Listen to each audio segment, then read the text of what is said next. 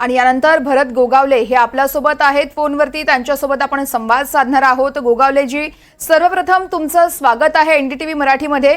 तुम्ही ऐकलंच असेल रामदास कदम यांनी नेमकं काय म्हटलं आहे ते। रामदास कदम यांनी म्हटलंय खरं तर रवींद्र चव्हाण हे कुचकामी मंत्री असल्याचं त्यांनी म्हटलं आहे। काय तुमची प्रतिक्रिया यावर? आता रामदास कदम काय बोलले मी ऐकलं नाही, परंतु मला आता आपल्याकडनं जे कळलेलं आहे की ज्या मुंबई गोवा हवे तर ह्या मार्गाचा हा आमच्या सगळ्यांचीच जबाबदारी आहे, कुठल्याही एका पक्षाची नाही आहे, सगळ्यांचीच जबाबदारी आहे।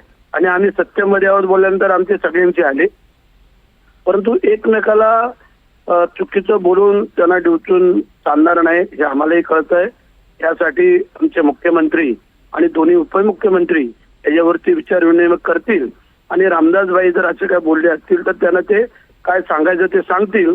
आणि मगाशी जे काय म्हणणं आलं की वारंवार जे काय रामदासबाई असे बोलतात तर त्याबद्दल आम्ही सर्वच मंडळी एकदा मुख्यमंत्र्यांशी याची चर्चा करू की आपल्याला युतीचा धर्म पाळायचा आहे। एखाद्या वेळी काय आमची चूक होईल, त्यांची होईल किंवा अनेक कोणाची होईल, हे एकमेकांनी समजून घेऊन चालणं गरजेचं आहे। आणि हा महामार्ग आत्ता नाही, तो 12 पासून हा सुरू आहे, 12 वर्ष झाली याला जवळजवळ। आणि या 12 वर्षामध्ये आमची सगळ्यांची सरकार आलीत की असं नाही की आता आमचं सरकार आणि पहिलं कोणाचं नव्हतं। तर अगदी काँग्रेस पासून भारतीय जनता पार्टी आम्ही युतीमध्ये आणि आता महायुतीमध्ये असं आमचं सगळ्यांचं सरकार असल्यामुळे आमची जबाबदारी आहे, आम्ही जबाबदारी झटकून चालणार नाही आहे।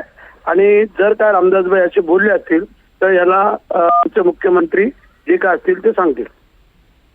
अर्थातच भरतजी, आपण पाहतोय खरं तर योगेश कदमांना कुठेतरी खाली पाडण्यासाठी हा कट रचला जातोय असं यावेळेस रामदास कदमांकडून म्हटलं जात होतं। त्यांचं यावेळेस नाराजी देखील आपल्याला पाहायला मिळाली। एवढ्या सगळ्या घडामोडी घडत असताना दरेकरांनी देखील एक महत्त्वाचं विधान केलंय की युतीची फक्त आम्हालाच गरज नाहीये, तुम्हाला पण युतीची गरज आहे।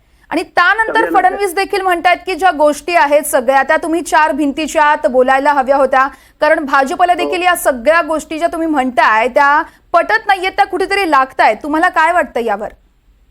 नाही, त्यावरती आम्ही विचार करू ना, आम्ही तिन्ही पक्षाची मंडळी याच्यावरती विचार करू। आणि एखादा जर आमच्यातला कुठल्याही तिन्ही पक्षामधला जर कोण काय असं वक्तव्य करे बोलत असेल तर त्यांना एकमेकाला सांगणं, समजून घेणं, समजवणं हे गरजेचं आहे आणि ते आम्ही करू।